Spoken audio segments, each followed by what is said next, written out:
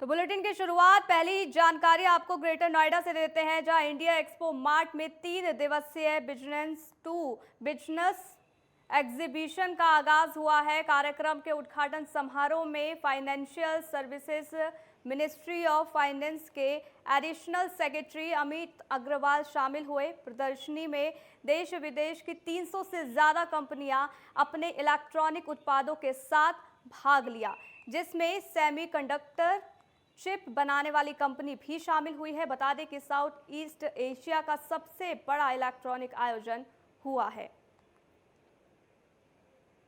तो ग्रेटर नोएडा ये तस्वीरें भी आपको दिखा रहे हैं। बिजनेस टू बिजनेस एग्जीबिशन का यहाँ आयोजन किया गया। प्रदर्शनी में 300 से ज़्यादा कंपनियां यहाँ शामिल हुई।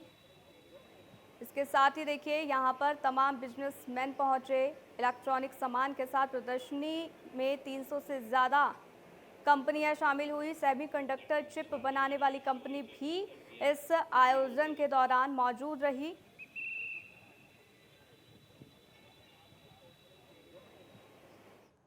वहीं गाजियाबाद के कलेक्ट्रेट परिसर में सड़क सुरक्षा समिति की बैठक का आयोजन किया गया। ये बैठक गाजियाबाद के सांसद और केंद्रीय राज्य मंत्री वीके सिंह की ओर से की गई है। बैठक में डीएम राकेश कुमार सिंह, एसएसपी मुनिराज समेत तमाम प्रशासनिक अधिकारी मौजूद रहे। इस मौके पर केंद्रीय मंत्री जनरल वीके सिंह ने कहा है कि हमारा सड़क परिवहन एवं राजमार्ग मंत्रालय के अंतर्गत हम लोगों ने हर जिले के लिए रोड सेफ्टी के लिहाज से एक सांसद रोड सेफ्टी कमेटी का गठन किया है, जिसमें कि हर जिले के सांसद इस कमेटी की मीटिंग में आकर प्रतिभाग करेंगे। तो ये गाजियाबाद का पूरा मामला आपको बता रहे हैं। जिस तरीके से सड़क दुर्घटनाएं हो रही हैं, इसको देखते हुए सड़क सुरक्षा समिति की ये बैठक की गई। सांसद वीके सिंह ने इस बैठक का आयोजन किया। बैठक में डीएम, एसएसपी समेत तमाम अधिकारी मौजूद रहे। ये बैठक का जो है हमारा जो सड़क परिवहन और राजमार्ग मंत्रालय है, हम लोगों ने हर जिले के लिए एक रोड सेफ्टी के लिहाज से एक सांसद रोड सेफ्टी कमेटी का बात की है। तो जो पहले जो हमारी निगरानी समितियां होती थी, तो उसमें सांसद आकर उसको अटेंड करेंगे। और वैसे भी ये विषय ऐसा जिसमें सांसद का और जनप्रतिनिधि का होना ज़रूरी है, क्योंकि तकरीबन 1.5 लाख लोगों की मौत हर साल होती है, 5 लाख एक्सीडेंट होते हैं। हमारे गाजियाबाद के अंदर भी ग्राफ उतना अच्छा नहीं है जितना होना चाहिए। वहीं बुलंदशहर के जिला पूर्ति अधिकारी अभय प्रताप सिंह को शासन ने निलंबित कर दिया है। उनके खिलाफ राशन विक्रेताओं से अवैध रूप से धन की वसूली और स्टाफ के साथ अमर्यादित भाषा, महिला कर्मियों के प्रति अनैतिक आचरण का आरोप है।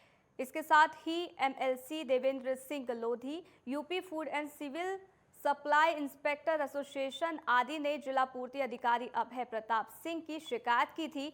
जांच अधिकारी विशेष सचिव शासन मार्कंडेय शाही ने अपनी रिपोर्ट में ये कहा है कि अभय प्रताप सिंह के विरुद्ध विभिन्न आरोप हैं। तो बुलंदशहर का ही पूरा मामला आपको दिखा रहे हैं, जहां डीएसओ को सस्पेंड कर दिया गया है।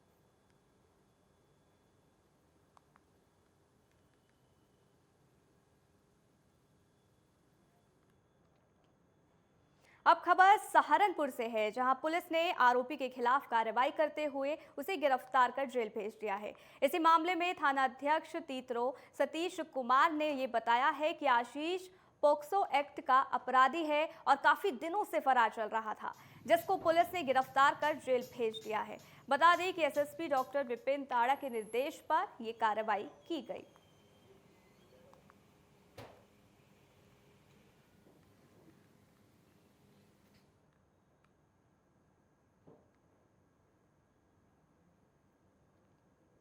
तो वहीं संभल के बेसिक शिक्षा के एक स्कूल से घोर लापरवाही का मामला सामने आया है, जिसमें शिक्षक छात्रा को स्कूल में बंद कर घर चले गए।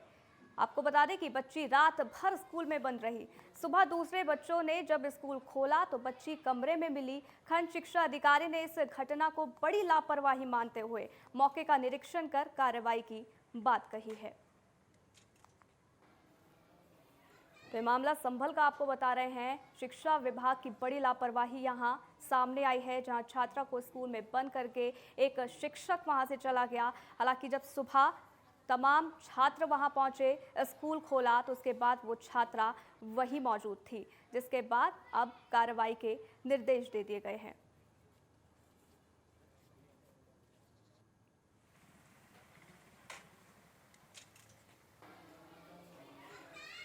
क्या कार्रवाई पूरे स्टाफ के विरुद्ध कार्रवाई होगी? ये अध्यापकों की लापरवाही है। तो बच्ची को दवाई ववाई दिलवाई गई सर? क्या बच्ची ठीक है, मैंने बात कर ली। कोई स्वास्थ्य परीक्षण उसका कुछ नहीं, बच्ची बिल्कुल ठीक है। कुशल है? तो ये लापरवाही जो है किस तरीके से हुई सर, कुछ बताएंगे इस विषय में? अब यहाँ जांच में पता चला है कि ये जो अध्यापक और शिक्षाविद दोनों थे, इन्होंने कमरों को प्रत्येक को नहीं देखा, जबकि प्रत्येक कमरे को घूम घूम के देखना चाहिए था। कल छुट्टी के बाद 2 बजे छुट्टी होती है शायद, उस टाइम मेरी मम्मी पूछने आई थी, वो घर पे नहीं पहुंची थी, तो पूछने आई थी तो उन्होंने बताया कि यहाँ पे तो कोई बच्चा नहीं है स्कूल में। फिर हम इधर उधर घूमने लगे, ढूंढने लगे जंगल वगैरह में, कहीं चली तो नहीं गई। फिर दोबारा मम्मी पूछने आई कि वो अब भी घर नहीं पहुँची है। फिर टीचर ने बोला कि यहाँ पे स्कूल में कोई बच्चा नहीं है, बोलकर गेट बंद कर दिया स्कूल का। तो वही बुलंदशहर के सियाना और अनूपपुर शहर में बेमौसम हुई तेज बारिश से फसलों को भारी नुकसान पहुंचा है। तेज बारिश के चलते फसलें बर्बाद हो गई हैं। वहीं किसानों ने फसलों के नुकसान का आकलन कर मुआवजे की भी मांग की है। तस्वीरें अनूपपुर शहर क्षेत्र गांव खदाना, मोहरसा और चरोरा इलाके की हम दिखा रहे हैं, जहां कई गांव के किसानों के लिए बारिश और हवा आफत बनकर बरसी। किसानों ने बारिश से बर्बाद फसलों का आकलन कराकर मुआवजा देने की मांग की है। दूसरी ओर बारिश के दौरान नवीन मंडी में क्रय केंद्र संचालकों ने भी खलबली मची हुई है। बारिश से हुए नुकसान से किसान परेशान हैं और अब किसानों ने सरकार से खेतों का सर्वे कराकर मुआवजा देने की मांग की है।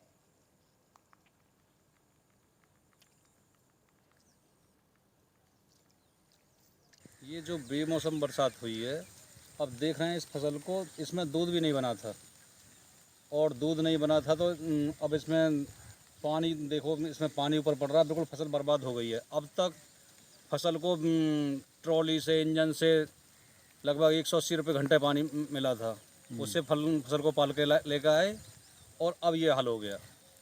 अब इससे किसान बिल्कुल आत्महत्या की स्थिति में आ गया है। बहुत ज़्यादा नुकसान है, सरकार इसका आकलन करे। वहीं बात ग्रेटर नोएडा की करेंगे, जहां मौसम ने करवट ले ली। दिल्ली एनसीआर में तेज हवा के साथ बारिश हुई। बारिश होने से ही ग्रेटर नोएडा के तापमान में गिरावट आई है, साथ ही लोगों को गर्मी से राहत भी मिली है। ये तस्वीरें आपको ग्रेटर नोएडा की दिखा रहे हैं, जहां मौसम ने एक बार फिर करवट बदल ली है।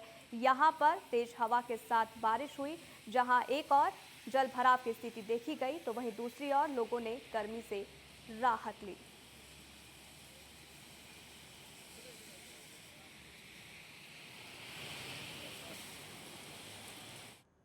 वहीं जनकपुरी पुलिस ने नगर कोतवाली क्षेत्र से हनी ट्रैप के मामले में पति पत्नी को गिरफ्तार किया है। मामले की जानकारी देते हुए एसपी सिटी राजेश कुमार ने ये बताया है कि अमरीक नाम का व्यक्ति अपनी पत्नी के साथ मिलकर लोगों की वीडियो बनाता था और वीडियो बनाने के बाद आरोपी लोगों को ब्लैकमेल कर पैसे की डिमांड करते थे और पैसा ना देने पर उनके वीडियो और फोटो सोशल मीडिया पर वायरल करने की धमकी देते थे। गुप्त सूचना के बाद पुलिस ने दोनों को धर दबोचा है।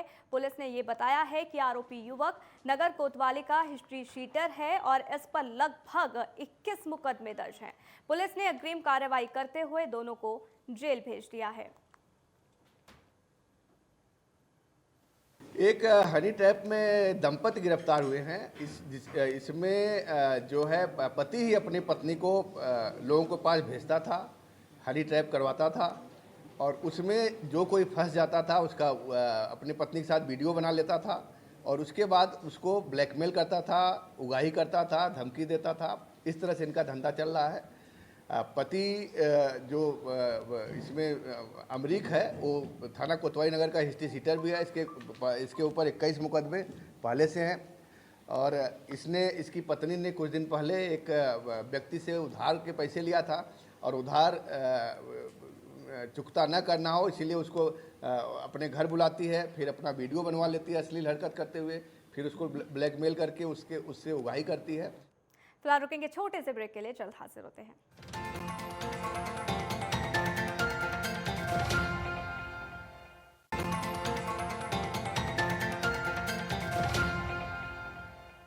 तो ब्रेक के बाद आपका स्वागत है। अब बात फिरोजाबाद की करेंगे, जहां सिरसागंज पुलिस ने टप्पेबाजी कर लोगों के साथ ठगी करने वाले गिरोह के 2 आरोपियों को गिरफ्तार किया है। पुलिस ने जानकारी देते हुए बताया कि एक युवक ने 2 अज्ञात व्यक्तियों के खिलाफ मामला दर्ज कराया था। पीड़ित युवक ने ये बताया कि 2 लोगों ने सीबीआई की ऑफिसर बताकर उसे 21,000 रुपए की ठगी कर ली थी। पुलिस ने मामला दर्ज कर आरोपी युवकों की तलाशी शुरू कर दी है। तभी पुलिस को ये सूचना मिली थी कि 2 युवक सोथला पुल सिरसागंज से निकलने वाले हैं। तभी पुलिस ने चेकिंग शुरू की तो दोनों आरोपी आते हुए नजर आए। पुलिस को देखकर आरोपी युवक भागने की कोशिश करने लगे, लेकिन पुलिस ने घेराबंदी कर आरोपी युवक को गिरफ्तार कर लिया है। पुलिस ने आरोपी युवक के पास से एक बाइक सहित लोगों से लूटे गए सोने चांदी के आभूषण और नकदी बरामद की है। देखिए, सिरसागंज पुलिस द्वारा टप्पेबाजों के गिरोह के 2 सदस्यों को गिरफ्तार किया गया है, जिसमें एक का नाम सुनील है, दूसरे का नाम राहुल है। सुनील के विरुद्ध 13 मुकदमे हैं तथा राहुल के विरुद्ध कुल 11 मुकदमे पंजीकृत हैं। इनके विरुद्ध लूट, चोरी तथा 420 के मुकदमे पंजीकृत हैं। इन्होंने एक ब्रिजमोहन नाम व्यक्ति के साथ में 19 तारीख को 21,000 रुपये टप्पेबाजी की थी तथा अपने को सीबीआई का ऑफिसर बताया था। इसमें सिरसागंज पुलिस तत्परतापूर्वक मुकदमा पंजीकृत कर इसकी इन्वेस्टिगेशन को शुरू किया तथा बहुत ही जल्दी 48 घंटे के अंदर इनको गिरफ्तार किया गया तथा इनके पास से सोने की पीली धातु की जंजीर और अंगूठी तथा 18,000 रुपये बरामद किए गए हैं। वहीं बुलंदशहर की सिकंदराबाद पुलिस को बड़ी सफलता मिली है। बता दें कि 2 वाहन चोरों को चेकिंग के दौरान पुलिस ने गिरफ्तार किया है। साथ ही आरोपियों के कब्जे से 7 वाहन भी बरामद किए हैं। बताया जा रहा है कि एनसीआर के इलाके में आरोपी वारदात को अंजाम देते थे। फिलहाल पुलिस ने आरोपियों को गिरफ्तार कर आगे की कार्रवाई शुरू कर दी है। तो ये पूरा मामला आपको बुलंदशहर का बता रहे हैं, जहां पुलिस को बड़ी कामयाबी हाथ लगी। 2 वाहन चोरों को पुलिस ने गिरफ्तार किया है और इन आरोपियों के पास से 7 वाहन भी बरामद किए हैं।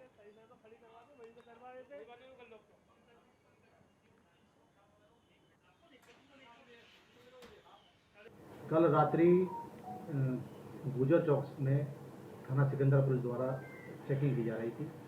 लगभग 12:30 बजे 2 अभियुक्तों को गिरफ्तार किया गया है मोटरसाइकिल के साथ में। इसमें से एक का नाम योगेश है, जो कि खत्रीवाड़ा थाना सिकंदराबाद, और प्रिंस जो पत्थरवाड़ा थाना सिकंदराबाद क्षेत्र के रहने वाले। इनके पास से मौके से एक चोरी की मोटरसाइकिल बरामद हुई थी तथा इनसे पूछताछ पर इन्होंने। वहीं फिरोजाबाद के थाना मटसेना क्षेत्र में अवैध शस्त्र फैक्ट्री का पुलिस ने भंडाफोड़ किया है। इसी दौरान पुलिस ने 2 आरोपियों को भी गिरफ्तार किया है। साथ ही पुलिस ने एक बंदूक, 12 बोर, इसके साथ ही 3 तमंचे बने हुए समेत 4 अधबने तमंचे और भारी मात्रा में शस्त्र बरामद के उपकरण बनाने के उपकरण भी बरामद किए हैं। मामले की जानकारी देते हुए एसपी सिटी सर्वेश मिश्रा ने बताया है कि मुखबिर की सूचना पर पुलिस ने गांव सोरामड़ी के पास से ये इन आरोपियों को गिरफ्तार किया है। तो ये मामला देखिए, आपको हम फिरोजाबाद का बता रहे हैं। आरोपियों से अवैध हथियार यहां पर बरामद किए गए हैं। सोरामगढ़ी के पास से आरोपियों को गिरफ्तार भी किया गया है। 2 आरोपी जिनकी गिरफ्तारी हुई है। मटसेना पुलिस द्वारा आज एक शस्त्र फैक्ट्री गिरोह का भंडाफोड़ किया गया है, जिसमें उन्होंने 2 अभियुक्तों को गिरफ्तार किया गया तथा भारी मात्रा में अवैध असलहे और उसके उपकरण को बरामद किया गया है। जो गिरफ्तार होने वाले अभियुक्त हैं नाथूराम और ओम प्रकाश हैं। इनके पास से एक बंदूक, 3 तमंचे और 4 बने हुए तथा 4 अधबने हुए तथा भारी मात्रा में इसको बनाने के उपकरण बरामद किए गए हैं। ये दोनों अभियुक्त इससे पहले 2016 में शस्त्र फैक्ट्री में जेल जा चुके हैं। फिलहाल रुकेंगे छोटे से ब्रेक के लिए, जल्द हाजिर होते हैं।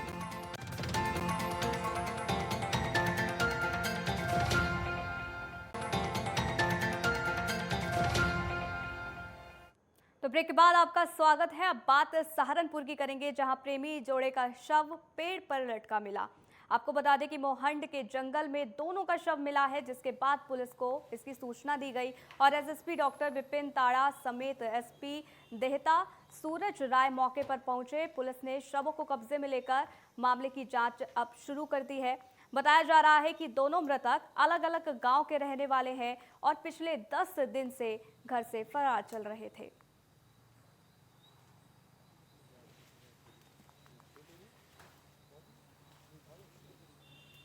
आज रात 8 बजे थाना बिहारीगढ़ में एक युवक और युवती का शव जंगल में मिला, जिनके पास फांसी का फंदा लगा था। दोनों शव काफ़ी पुराने होने की वजह से सड़ गल गए थे। इस पर पुलिस ने दोनों शवों को कब्जे में लिया और पोस्टमार्टम हेतु भेजा है। जो युवती है उसका परिजनों ने शिनाख्त की है कपड़े और अन्य चीज़ों के आधार पर। इसमें युवती के अपहरण का मुकदमा 4 तारीख को थाना नागल में दर्ज हुआ था, जिसमें कि युवक को नामजद किया गया था और इसमें जो दोनों के परिजन हैं उनको बुलाकर शिनाख्त करवाई जा रही है और अग्रिम कार्यवाही की जा रही है। मेरे द्वारा और अन्य उच्च अधिकारियों द्वारा मौके का निरीक्षण किया गया है। प्रथम दृष्टया मामला सुसाइड का प्रतीत होता है। इसमें अन्य साक्ष्यों का संकलन कर अग्रिम कार्यवाही की जा रही है। वहीं सहारनपुर पुलिस कई वर्षों सेवा करने वाली ओखरी ट्रैकर डॉग की कैंसर के कारण मौत हो गई है। एसएसपी डॉक्टर विपिन ताड़ा ने इसकी जानकारी देते हुए बताया कि ओखरी नामक डॉग ने सहारनपुर पुलिस की कई वर्षों तक सेवा की, कई क्राइम का खुलासा करने में भी उसने मदद की।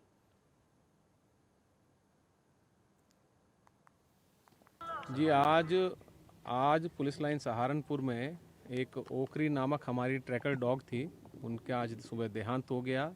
ये जो डॉबरमैन डॉग थी, इनको कैंसर हो रखा था, जिसका कि ट्रीटमेंट मेरठ से चल रहा था और पिछले कुछ समय से इनकी तबीयत काफ़ी ख़राब थी। उसी के चलते आज सुबह इनका निधन हुआ है। इनको ससम्मान पुलिस विभाग से शोक शस्त्र के द्वारा इनको सम्मान दिया गया है और इनको ससम्मान इनका अंतिम संस्कार किया जाएगा। ये बहुत ही अच्छी ट्रैकर डॉग रही और इन्होंने कई केस के खुलासों में अपने यहाँ जनपद सहारनपुर में मदद की। 2015 में ये यहाँ पर आई थी और 2014 में इन्होंने मध्य प्रदेश टेकनपुर से ट्रैकर का कोर्स। वहीं ग्रेटर नोएडा पुलिस और बदमाशों के बीच यहां मुठभेड़ हुई, जिसमें 25,000 के एक इनामी बदमाश को गिरफ्तार कर लिया गया है। बताया जा रहा है कि गिरफ्तार बदमाश पर गोली मारकर हत्या करने का आरोप था और काफी समय से वो फरार चल रहा था। पुलिस को आरोपी के पास से बाइक और तमंचा बरामद हुआ है। 1 सितंबर को नागेश बिल्लौरी, जो कि नीमका का रहने वाला है, उसको उसके घर के पास ही बदमाशों द्वारा कई गोलियां मारी गई थी, जिसकी मौके पर मृत्यु हो गई थी। इसमें पूर्व में भी अभियुक्त पकड़े गए हैं। आज उन्हीं अभियुक्तों में से एक शूटर विकास, जिसकी सूचना इसको जेवर को थी कि वो इस रोड से आ रहा है, यहाँ पे हमारी टीम लगी हुई थी। जब वो मोटरसाइकिल से आया, उसको रोकने का प्रयास किया तो मोटरसाइकिल छोड़ करके पुलिस पार्टी पे उसने फायरिंग की। काउंटर एक्सचेंज में जवाबी कार्रवाई में आत्मरक्षार्थ पुलिस पार्टी ने भी गोली चलाई, जिससे उसके पैर में गोली लगी है। उसे अस्पताल भेजा गया है। वहीं हापुड़ में बेखौफ बदमाशों का आतंक देखने को मिला, जहां बदमाशों ने फिनो बैंक पेमेंट के आपको बता दें कि रिटेलर से लाखों की लूट को अंजाम दिया है और करीब 9,50,000 रुपए से भरा बैग लूटकर बदमाश फरार हो गए हैं। बताया जा रहा है कि बदमाश बाइक पर सवार थे। सूचना मिलने के बाद पुलिस ने बदमाशों को पकड़ने के लिए 6 टीमों का गठन भी कर दिया है। पूरी घटना कपूरपुर इलाके की है।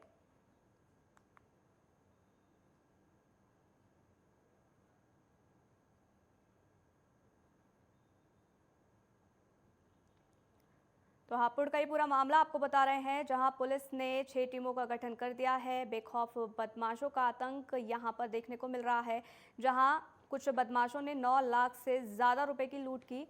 हालांकि अब इस पूरे मामले में 6 टीमों का गठन किया गया है।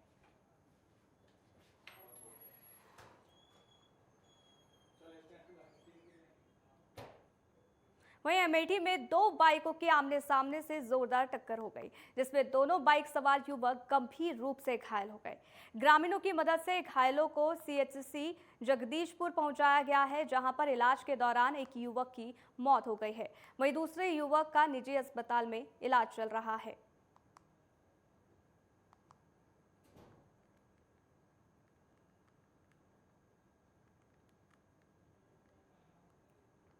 वहीं सहारनपुर में मकान गिरने से एक युवती घायल हो गई। गनीमत ये रही कि बच्चे घर से बाहर घूम रहे थे, नहीं तो कोई बड़ा हादसा हो सकता था। तो ये सहारनपुर जहां पर हादसा हुआ है, मकान गिरने से एक युवती घायल हो गई है। हालांकि गनीमत ये रही कि बच्चे बाहर घूम रहे थे, जिसके चलते एक बड़ा हादसा नहीं हुआ।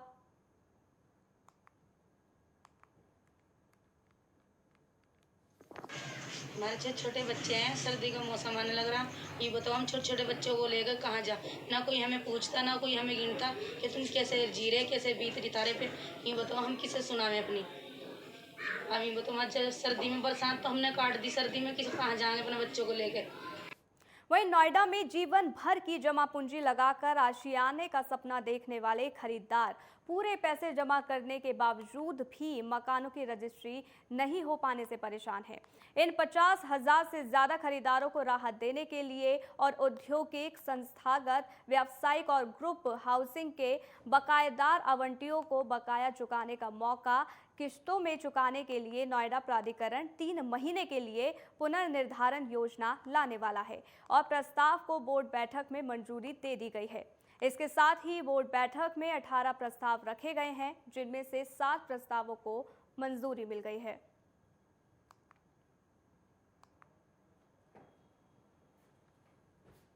वहीं कासगंज में बीजेपी जिला पंचायत सदस्य ने कब्रिस्तान की जमीन पर कब्जा कर लिया है। आरोप है कि जिला पंचायत सदस्य ने रात में कब्रिस्तान में जेसीबी चलवाकर कब्रों के ऊपर मिट्टी डलवा दी, जिसके चलते मुस्लिम समाज में खासा आक्रोश देखने को मिल रहा है।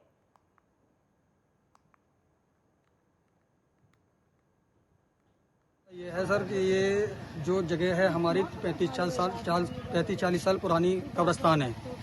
तो ये बीजेपी के जो नेता हैं कमल सिंह प्रधान और जो जिला पंचायत जीते हुए हैं, तो इन्होंने रात को आए, इन्होंने सब जमीन जो है ना सब मलबे से ढाल रख दी है कब्रिस्तान, जेसीबी से पूरा ढा दिया इन्होंने। मैं अभी आप लोगों के द्वारा ये बताया गया है कि सहावर तहसील में करावली गांव में कब्रिस्तान के संबंध में कोई प्रॉब्लम आई है। इस संबंध में हमारा एसडीएम सहावर से वार्ता हुई है और उन्हें निर्देश दे दिए गए हैं नियमानुसार उसमें कार्रवाई कराएंगे। तो फिलहाल इस बुलेटिन में इतना ही। बने रहिए नेटवर्क 10 के साथ। जय हिंद।